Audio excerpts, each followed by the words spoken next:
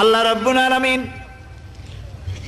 কোরআনে কারীমের ভিতরে নবীজির নাম একটি বারের জন্য নাম ধরে তাকে ডাকেন নাই, বরং তিনি বলেছেন তোমরা পরস্পর পরস্পরকে যেভাবে নাম ধরে ডাকাডাকি করো আমার নবীকে সেভাবে নাম ধরে ডাকবে না। আল্লাহ নিষেধ করেছেন আমার নবীর নাম ধরে ডাকবে না। সুবহানাল্লাহি ওয়া বিহামদিহি।